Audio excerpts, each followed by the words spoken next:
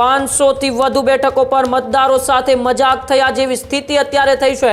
એટલે મતદાન પહેલાના પરિણામ ચિંતા કરાવનારા છે। તો અહીંયા રાજકીય પક્ષો સામે સીધો સવાલ છે કે તમે કોને હોદ્દેદાર બનાવી દીધા છે, કોને આ બધી જવાબદારી સોંપી છે। એક કિસ્સો હમણાં જે સામે આવ્યો છે એમાં ઉમેદવાર પક્ષનું નામ લખતા જ ભૂલી ગયા છે।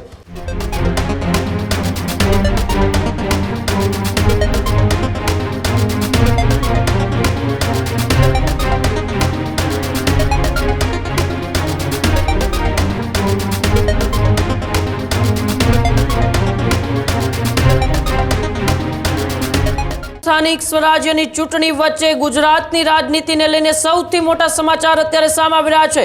આજે ફોર્મ ચકાસણીનો દિવસ હતો અને આ ફોર્મ ચકાસણીના દિવસે જ 500થી વધુ ફોર્મ રદ થતા ખળભળાટ મચી ગયો છે। ગુજરાતની રાજનીતિના સૌથી મોટા સમાચાર અત્યારે સામે આવી રહ્યા છે, જ્યાં ચૂંટણી પહેલા જ 150થી વધુ બેઠકો બિનહરીફ થઈ ગઈ છે। 500 જેટલા ઉમેદવારોના ફોર્મ રદ થતા મોટો ખળભળાટ મચ્યો છે। રાજ્યની 150 બેઠકો પર ઉમેદવાર જ ન બચતા મોટો સવાલ પણ અત્યારે ઊભો થઈ રહ્યો છે। સ્થાનિક સ્વરાજ્યની ચૂંટણીમાં મોટા પાયે એ સખડ દખડ જોવા મળી રહ્યું છે। ક્યાંક ફોર્મ રદ તો ક્યાંક મેન્ડેટના ડખાથી રાજકીય પક્ષો પર અનેક સવાલો અત્યારે ઊભા થઈ રહ્યા છે। ક્યાંક ઉમેદવારો છેલ્લી ઘડીએ પાણીમાં બેસી જતા એ રાજકીય પક્ષોનો પણ ફિયાસ્કો થયો છે। 500થી વધુ બેઠકો પર મતદારો સાથે મજાક થયા જેવી સ્થિતિ અત્યારે થઈ છે, કારણ કે આજે ફોર્મ ચકાસણીનો દિવસ હતો ને તેમાં નાની મોટી એ ભૂલોને લઈને સમગ્ર ગુજરાતમાં 500થી વધારે ફોર્મ રદ થતા રાજકીય પક્ષોમાં ખળભળાટ મચી ગયો છે। તો સાથે સાથે 150 જેટલા ઉમેદવારો બિનહરીફ થઈ ગયા છે, એટલે કે 150 બેઠકોના મતદારોનો એ અધિકાર છે એ છીનવાઈ ગયો છે, કારણ કે હવે તે બેઠકો ઉપર ચૂંટણી નહીં યોજાય અને તેને લઈને જે સ્થાનિક સ્વરાજ્યની ચૂંટણીમાં મોટા પાયા સખડ દખડ જોવા મળી રહ્યું છે। ક્યાંક ફોર્મ રદ થયા તો ક્યાંક મેન્ડેટ એ ડખાથી રાજકીય પક્ષોમાં એ ક્યાંક ને ક્યાંક મોટા વિવાદો જોવા મળ્યા।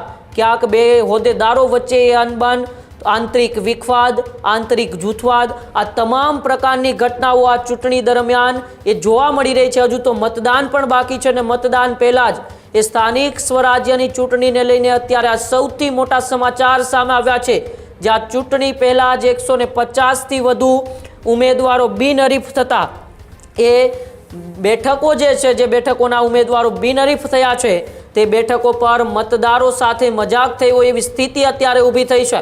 ત્યારે વધુ માહિતી માટે સીધા જ ન્યૂઝ રૂમથી મારી સાથે મુફદ્દલ જોડાયેલા છે। મુફદ્દલ, આજે એ ફોર્મ ચકાસણીનો દિવસ હતો ને તેમાં રાજ્યભરમાં 500થી વધુ ફોર્મ એ રદ થયા છે, એટલે કે ક્યાંક ને ક્યાંક મેન્ડેટનો ડખો હોય, એ ફોર્મ રદ થવાનો ડખો હોય, પરંતુ મતદારો સાથે આ એમનો અધિકાર છે છીનવાયો હોય એવું અત્યારે સ્પષ્ટપણે આંકડાઓ દર્શાવી રહ્યા છે।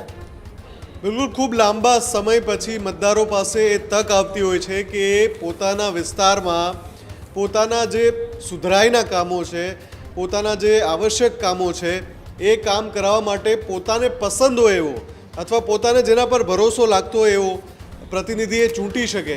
પણ જ્યારે આ પ્રકારની પરિસ્થિતિ ઊભી થતી હોય, ફોર્મ રદ થવા લાગે, બેઠકો બિનહરીફ થઈ જાય, એનાથી મતદારનો જે મૂળભૂત અધિકાર છે, મતાધિકાર, એના ઉપર તરાપ લાગતી હોય તેવી સ્થિતિ બને છે। તમે વિચારો કે 500 ફોર્મ રદ થઈ જાય સમગ્ર ગુજરાતમાં, એટલે પહેલાં તો રાજકીય પક્ષોની આવડત પર મોટો સવાલ છે કે રાજકીય પક્ષોએ તૈયારી શું કરી।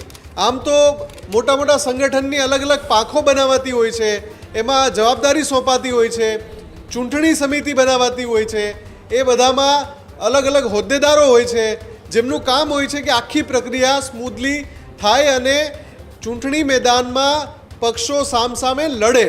પણ અહીંયા તો એવી કોઈ લડત જોવા જ નથી મળી રહી। 500 ફોર્મ રદ થઈ જાય એટલે કે આ તમામ બેઠકો પર પછી ટક્કરના નામે શું બચે?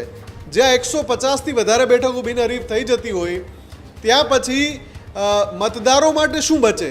એમને તો સીધું જ સ્વીકારી લેવાનું જે આવે, કેમ કે જે બેઠકો બિનહરીફ થઈ ગઈ છે ત્યાં તો જે તે ઉમેદવાર સીધો વિજેતા થઈ ગયો, જે બિનહરીફ બચ્યો ઉમેદવાર એ તો સીધો વિજેતા થઈ ગયો।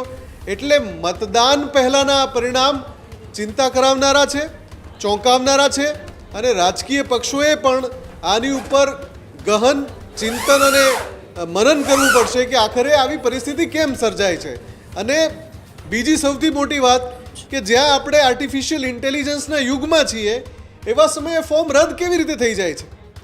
કેટલાક કિસ્સા તો ખરેખર હાસ્યાસ્પદ લાગે એવા કિસ્સા છે. એક કિસ્સો હમણાં જ જે સામે આવ્યો છે એમાં ઉમેદવાર પક્ષનું નામ લખતા જ ભૂલી ગયા છે. તો આમાં ન માત્ર એ ઉમેદવારની વાત છે પણ દરેક ઉમેદવારની સાથે જે તે પક્ષનું સંગઠન કામ કરતું હોય છે અને એ પક્ષના હોદ્દેદારો કામ કરતા હોય છે, કાર્યકરો કામ કરતા હોય છે. બધાની વહેંચાયેલી જવાબદારી હોય છે. જે આખી પ્રક્રિયા પૂરી થાય એમાં ખાલી એક ઉમેદવાર નથી હોતો. તો અહીંયા રાજકીય પક્ષો સામે સીધો સવાલ છે કે તમે કોને હોદ્દેદાર બનાવી દીધા છે, કોને આ બધી જવાબદારી સોંપી છે. આખરે આવી ક્ષુલ્લક ભૂલો ચૂંટણીની અંદર કેવી રીતે થાય? અને તમે કોઈ સ્થાનિક પક્ષ તો છો નહીં. ઘણા બધા પક્ષ તો જે મોટી પાર્ટી એટલે કે કોંગ્રેસના પણ ઘણા બધા ફોર્મ રદ થયા છે. તો એવા સંજોગોમાં સૌથી મોટો સવાલ એ છે કે કોંગ્રેસનું સંગઠન કરી શું રહ્યું છે, એમણે તૈયારી શું કરી, અને આ તમામ પક્ષોને લાગુ પડે છે જેમના ફોર્મ રદ થયા છે. કે પછી અહીંયા સવાલ એ ઊભો થાય છે કે પહેલેથી જ ગોઠવણ હતી કે ફોર્મ રદ થાય એ માટેની ભૂલો કરવામાં આવી હતી જાણી જોઈને? આ મોટો સવાલ છે ને આ ગંભીર સવાલ છે. આના જવાબ મેળવવા માટે મહેનત કરવી પડશે જે તે રાજકીય પક્ષોના આ ફોર્મ રદ થયા છે એમણે. કેમ કે અહીંયા તો તમે મેદાન લડ્યા વિના જ મેદાન છોડી દીધું. તમે લડાઈ લડ્યા વિના જ હાર સ્વીકારી લીધી. આ તો એવી પરિસ્થિતિ થઈ. જી જી બિલકુલ, આભાર અમારી સાથે જોડાવા બદલ અને માહિતી બદલ મુફદ્દલ.